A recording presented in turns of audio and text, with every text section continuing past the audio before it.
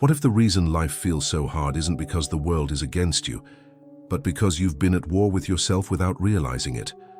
Not in an obvious way, not with shouting or chaos, but in the quiet tension you carry, the constant need to fix, control, or defend something inside. Most people believe they're reacting to circumstances, money, relationships, timing, other people's behavior. Yet Neville Goddard pointed to something far more unsettling and far more freeing. He suggested that the struggle you see outside is only the echo of a conflict happening within. That's why effort hasn't solved it, why forcing positivity feels exhausting, why even when things improve, peace doesn't last. You're not failing at life, you're fighting from the wrong place. And the moment that clicks, everything starts to shift, because the world isn't testing you, it's reflecting you.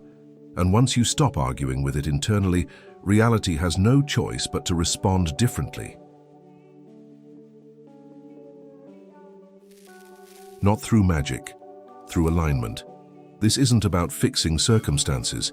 It's about ending a battle you didn't know you were fighting and discovering how quickly life softens when you finally make peace inside.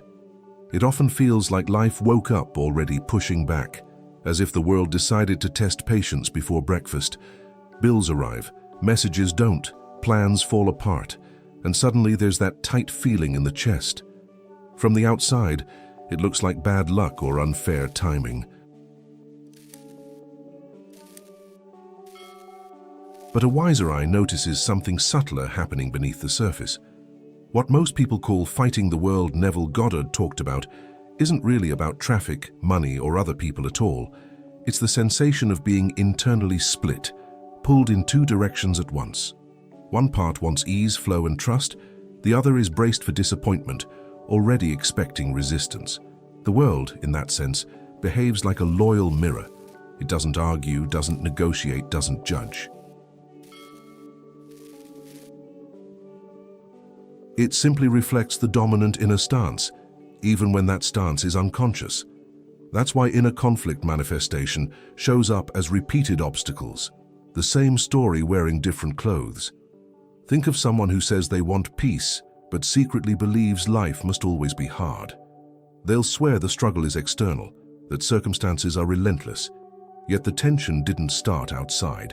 It started as an assumption quietly defended on the inside. The law of assumption explained this long before most people noticed it. A mentor would gently point out that frustration is rarely about what's happening, it's about what's being resisted internally. The jaw clenches, the breath shortens, the mind argues with reality. And the more intense that inner argument becomes, the louder the world seems to shout back. Many grew up hearing phrases like, "Nothing comes easy," or "You have to fight for everything." Those ideas sink deep, becoming emotional reflexes rather than conscious thoughts. Later in life, when things don't flow, it feels normal, almost expected, to struggle. That's imagination creates reality, operating on autopilot. Here's the uncomfortable part most people avoid. The world isn't attacking, it's agreeing. It's saying yes to the inner state that's being lived, not the words being spoken. That's why someone can repeat affirmations all day and still feel blocked. The feeling is the secret, not the sentence. This is where feeling it real, Neville emphasized, becomes crucial. The body always reveals the truth before the mind catches up. Tight shoulders, shallow breathing, a constant sense of urgency. These are clues. They signal an inner stance of defense, as if life were an opponent instead of a reflection. A useful analogy is arguing with a shadow on the wall. The more frantic the gestures, the more chaotic the shadow becomes. But step into stillness, change the position of the light, and the shadow shifts instantly. The outer picture never had a will of its own. When someone begins to notice this, something subtle changes. Instead of blaming circumstances, curiosity appears. Why am I tense right now? What am I assuming must go wrong? That moment of awareness already loosens the grip of the old pattern. And once that crack appears, the conversation naturally moves inward, toward identity, toward the quiet question of who is actually being defended beneath all this resistance, something that starts to reveal itself more clearly in the next layer of understanding.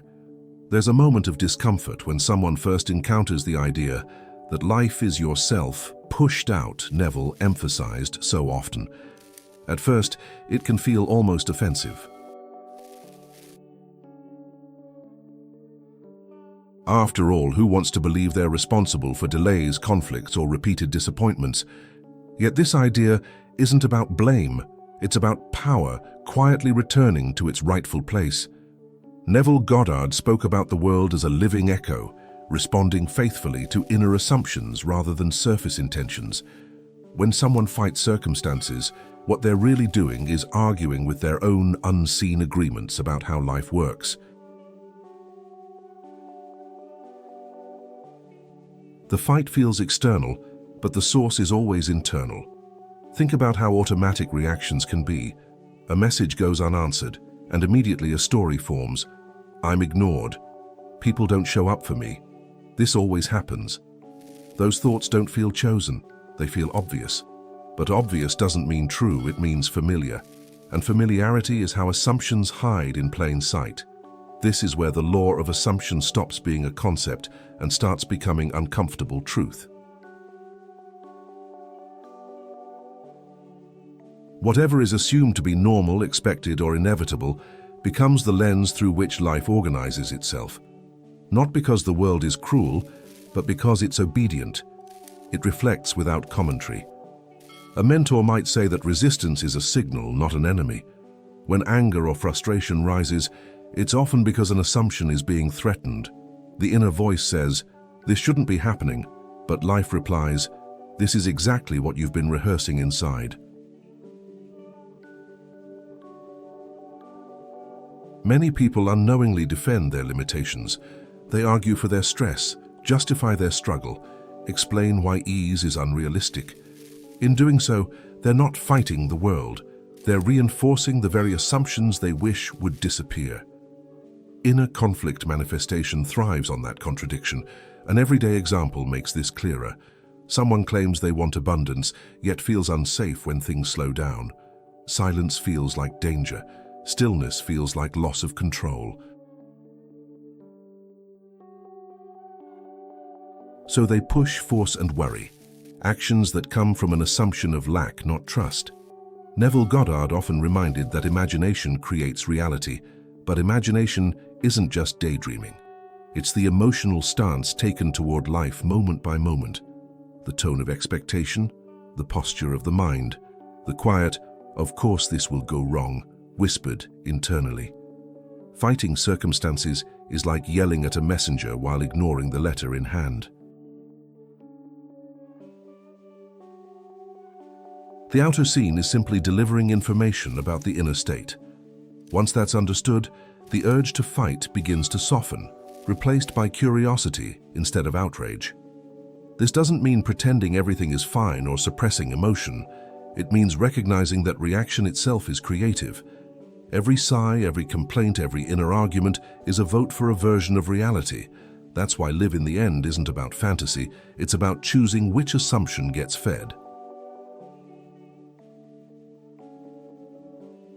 As this realization sinks in, attention naturally shifts from fixing the world to questioning identity. If life is reflecting assumptions, then the real work isn't conquest, it's alignment. And that brings the conversation directly to a common mistake many make next. At some point, most people double down on effort.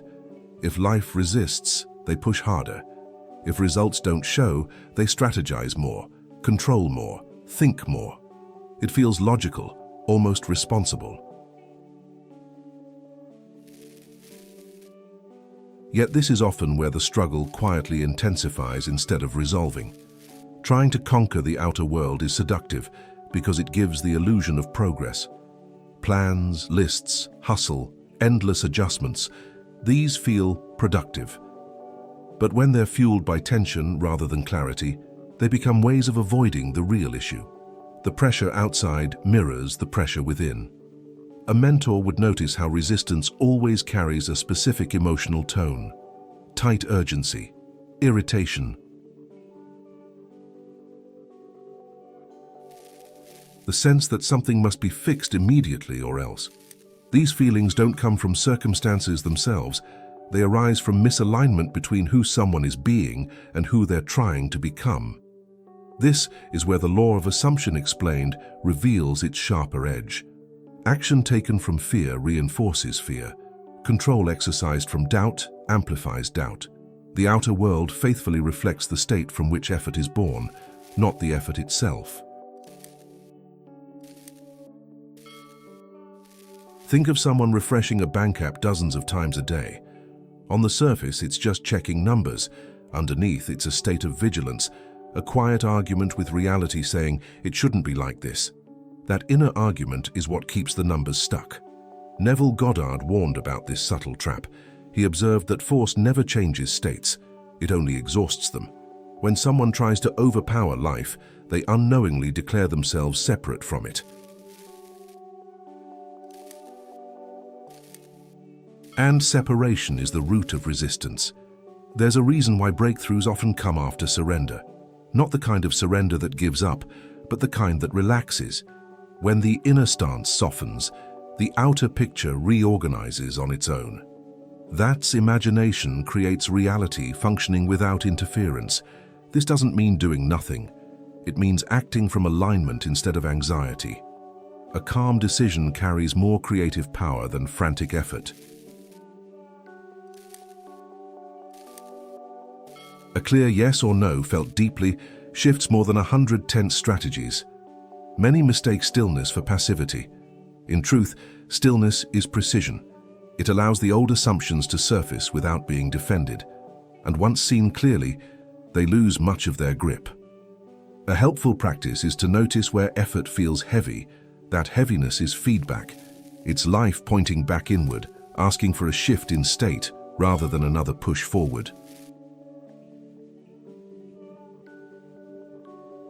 As this awareness grows, attention naturally turns to identity itself.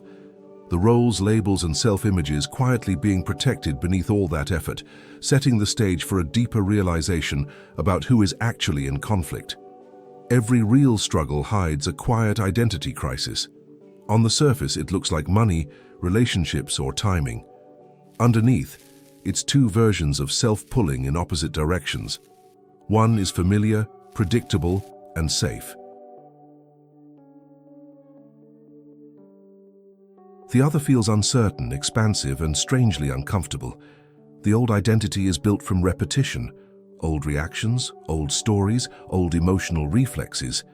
It knows how to survive, not necessarily how to thrive.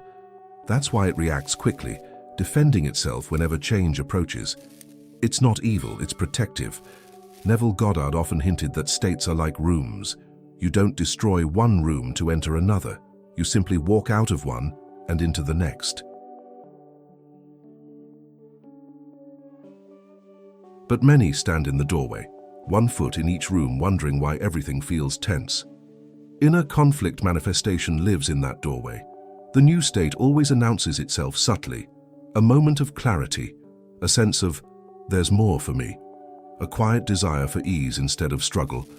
Yet as soon as that feeling appears, the old identity tightens its grip, whispering reasons why change is dangerous or unrealistic. This is where people get confused. They think the discomfort means they're doing something wrong. In reality, discomfort often means the shift your state Neville Goddard spoke about has already begun. The tension is evidence of movement, not failure. Consider someone who's always identified as the strong one, the reliable one, the one who handles everything alone. When a new state of receiving support tries to emerge, resistance appears, pride flares up, vulnerability feels threatening. The struggle isn't with others, it's with identity. The law of assumption works through these identities. Whichever state is emotionally fed becomes dominant. That's why affirmations fail when they contradict self-image. Saying "I am at ease" while emotionally gripping stress only strengthens the old state. A mentor might say the fight intensifies right before resolution because the old identity senses its relevance fading. It argues louder, produces more evidence, demands attention. But noise doesn't equal truth. It signals transition. This is also why feeling is the secret isn't poetic language, it's technical instruction. Feelings are the glue that hold identities in place. Change the feeling consistently, and the old identity loosens without force. Noticing this inner split with compassion rather than judgment changes everything. Instead of trying to kill the old self, one simply stops feeding it. And that gentle withdrawal of energy makes space for something new to stabilize.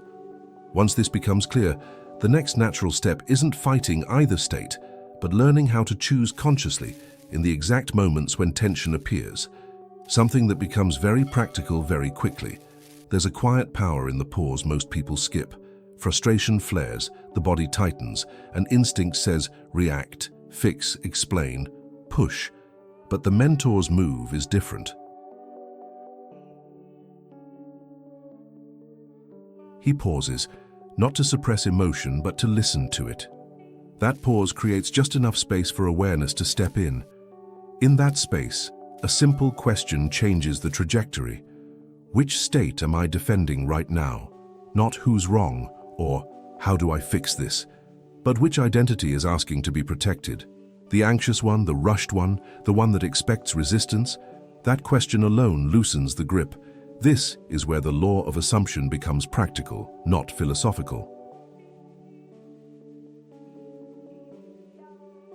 Every reaction is a declaration of state. Defending urgency declares lack. Defending control declares distrust. The question reveals the assumption before it hardens into action. Imagine a delayed response from someone important. The old reflex wants to fill the silence with stories. The pause interrupts that spiral. The fulfilled state, the one who lives in the end, doesn't chase explanations. It rests in knowing. Choosing that state doesn't change the screen immediately. It changes the inner posture instantly. Neville Goddard emphasized that feeling it real. Neville's style isn't pretending nothing happened. It's choosing the emotional tone of fulfillment before evidence agrees. Relief is chosen first. Calm is practiced first. The world follows later, because imagination creates reality through consistency, not force. A mentor would suggest rehearsing this in small moments, waiting in line. Reading an email twice, hearing an unexpected no. Each is a training ground. Pause, ask the question, choose again. It's not dramatic, but it's decisive. Some worry this means ignoring problems. It doesn't. It means responding from alignment instead of defense. Solutions arising from the fulfilled state are cleaner, simpler, and often fewer. The right action becomes obvious when the inner war quiets. This practice also exposes how often the old state seeks validation. It wants to be right, justified, seen. Letting it go can feel like loss at first. But what replaces it is spaciousness, a sense of internal authority that doesn't need permission. Over time, the pause shortens the distance between trigger and choice. The question becomes automatic. The fulfilled state feels less like a stretch and more like home. That's Shift Your State Neville Goddard in motion, lived rather than imagined. And as this choice becomes familiar, something interesting happens. The emotional charge drains from situations that once caused battles, hinting that the real resolution doesn't come from effort, but from a very specific inner feeling. There's a moment when the struggle simply loses its grip, not because circumstances changed, but because the body softened, the breath deepened, the urgency dissolved. That moment often goes unnoticed, yet it's the clearest sign that the inner conflict has ended. Neville Goddard spoke of feeling as the true creative act, not emotion in the dramatic sense, but the quiet atmosphere one lives in. Relief isn't excitement. Peace isn't indifference. They're signals that the nervous system has stopped arguing with reality. When someone truly shifts into acceptance, the fight evaporates. The mind may still notice appearances, but they no longer provoke. That feeling is the secret, operating at a level deeper than thought. The body knows when alignment has been reached. This is why forcing positivity never works. Saying everything is fine while the chest is tight only deepens the split. Real relief feels like exhaling after holding breath for too long. It's subtle, but unmistakable. The body recognizes truth faster than the intellect. Consider moments when a problem suddenly didn't matter anymore, not because it vanished, but because something inside released. The outer scene often reorganized soon after, but the peace came first. That order is always the same, even when unnoticed. The law of assumption explained through feeling makes one thing clear: reality responds to settled states, not emotional spikes. Calm consistency carries more weight than desperate hope. Peace stabilizes a new identity more effectively than excitement ever could. A mentor might suggest testing this. The next time tension arises, instead of fixing the issue, aim for relief. Sit back, breathe, let the shoulders drop. Ask nothing of the world in that moment. Watch what happens internally. This doesn't mean suppressing discomfort.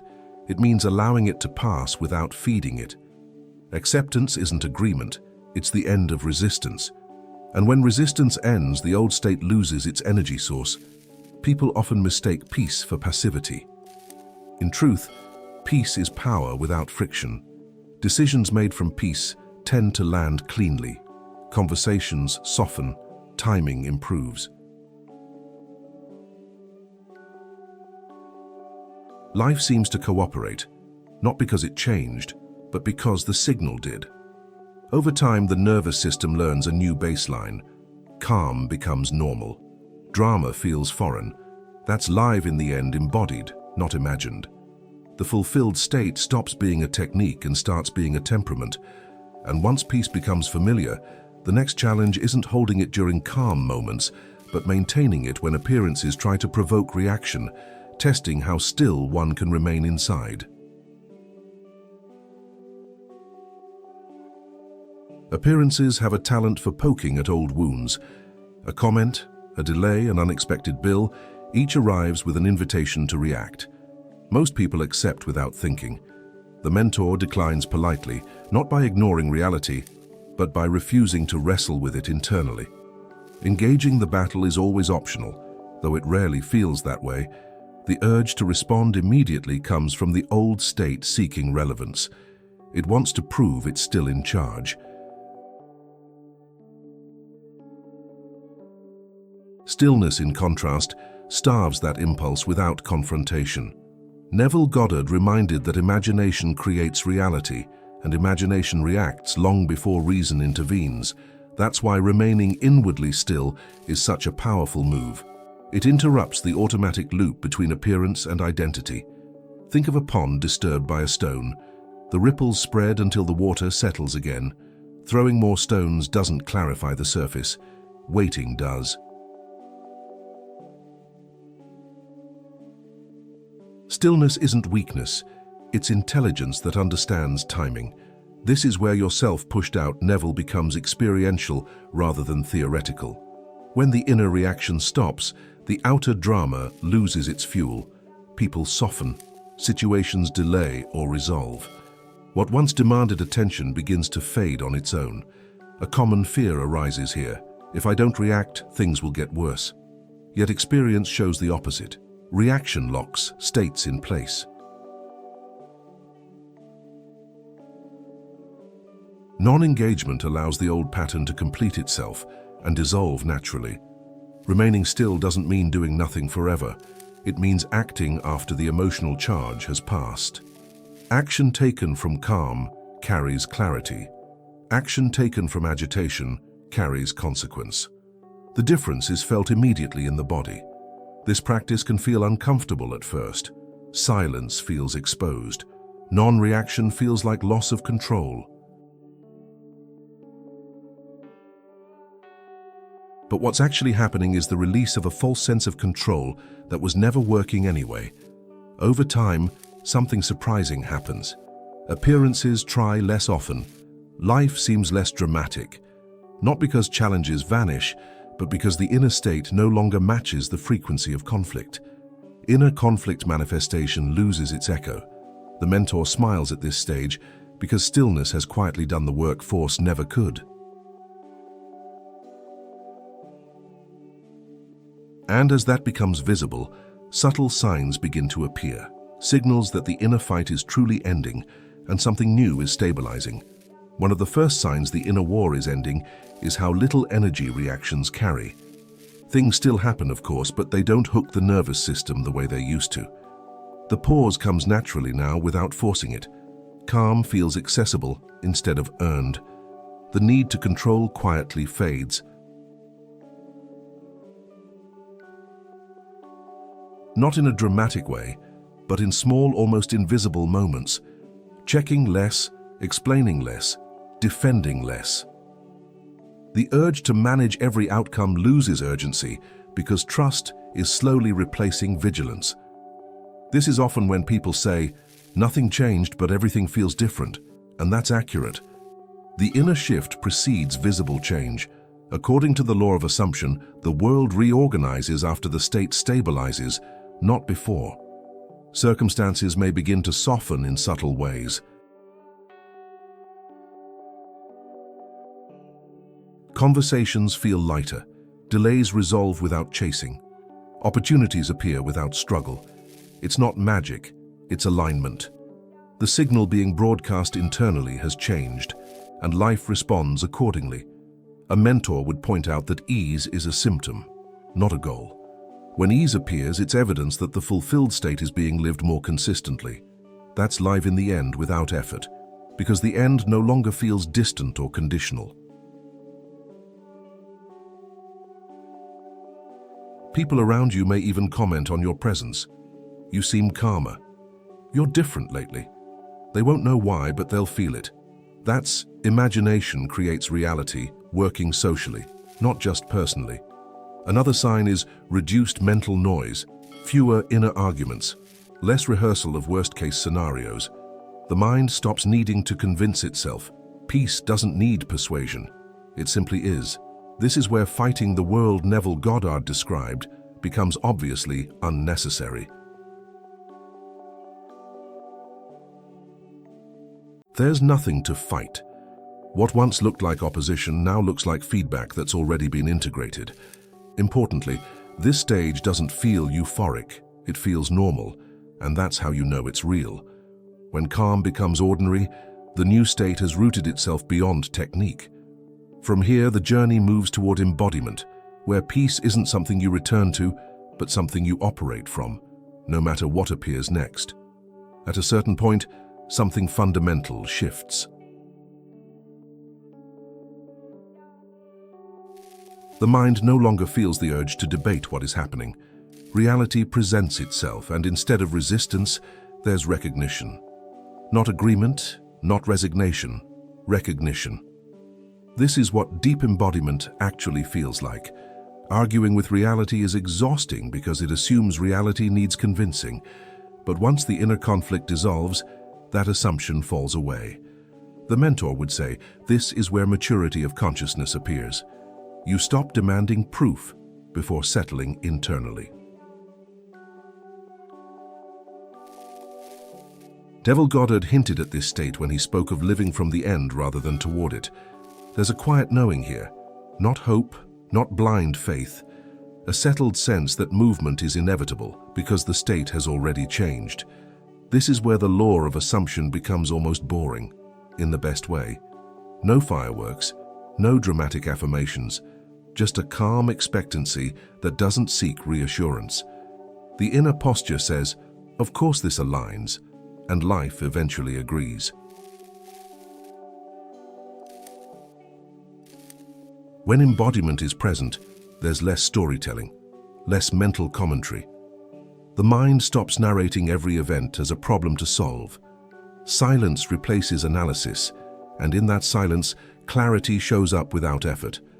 A practical sign of this is how quickly the body returns to baseline. A surprise appears, but tension doesn't linger. The nervous system recalibrates on its own. That feeling is the secret operating at the level of identity, not technique. People often mistake this for detachment, but it's actually intimacy with reality. You're so aligned internally that nothing needs to be pushed away or pulled closer. Everything is allowed to be what it is, knowing it cannot remain misaligned for long. This is where your self-pushed-out Neville stops being a concept and becomes obvious. You don't watch the world anxiously anymore. You watch it rearrange itself while you remain internally settled. A mentor might compare it to planting a seed and no longer digging it up to check progress. The knowing replaces the need to monitor. That knowing is not passive, it's stable. Once this state is embodied, arguments with reality feel foreign, almost childish. And in that quiet confidence, the final realization begins to crystallize, one that reframes the entire journey in a single, unmistakable insight. At the deepest level, the realization lands softly but decisively. The battle was never out there. What felt like pressure from life was an internal standoff, a habit of bracing against one's own assumptions. Once this is seen, the urge to struggle begins to look unnecessary, almost outdated. A wise mentor would say that fighting the world Neville Goddard described is simply the mind defending an old posture. The outer scene isn't hostile, it's obedient. It mirrors whatever stance is being lived, whether conscious or not, without commentary or judgment. This is why your self-pushed-out Neville becomes the most liberating idea once it's felt rather than debated. When resistance fades inside, there's nothing left for the world to push against. Opposition dissolves not through effort but through alignment. Making peace within doesn't mean everything becomes perfect overnight. It means the inner war ends, the nervous system relaxes. The mind stops rehearsing arguments. That inner conflict manifestation loses its engine, and appearances slowly follow suit. Here, the law of assumption explained reveals its simplicity. Life reflects states, not wishes. When peace becomes the dominant state, harmony becomes the natural echo. The outer world reorganizes because it has no other option. This is where Shift Your State Neville Goddard stops being a technique and becomes a lifestyle. The fulfilled state is no longer visited occasionally, it's inhabited. Calm responses replace defensive ones, and trust replaces vigilance. Feeling it real Neville style shows up as normalcy. Peace no longer feels fragile or conditional. It feels obvious. That feeling is the secret matured into embodiment, no longer needing reminders or rituals to sustain it. Imagination creates reality most powerfully when it's quiet. No forcing, no convincing. Just a settled sense of, this is how things work for me now. Live in the end becomes lived, not visualized. A mentor might smile here, knowing this is the moment many search for externally. The irony is gentle. The peace that changes everything was available the moment the inner fight stopped being fed. And as this harmony stabilizes, a new curiosity emerges, not about how to fix life, but about how much lighter living becomes when nothing inside is arguing anymore. Take a moment and ask yourself, where in your life right now are you still fighting? Not the obvious fights with deadlines, people, or money, but the quieter ones, the inner arguments, the tension you justify as normal. What if that struggle is the only thing keeping the pattern alive? What would change if, instead of trying to fix the world, you chose to shift your state? if you paused when resistance appeared and remembered that life is responding to your inner posture, not punishing you? How differently would you move through your day if you trusted that the outer world must follow once the inner conflict ends? Neville Goddard's teachings aren't asking you to control reality. They're inviting you to stop. Fighting it. To notice when you're defending an old identity and gently step into the version of you that no longer needs proof to feel at ease. That's where imagination creates reality most effortlessly. So the real question isn't, how do I change my life? It's what would happen if I made peace within first. Let that question sit with you. Let it work on you quietly, the way truth always does. If this message resonated, make sure to subscribe to the channel and turn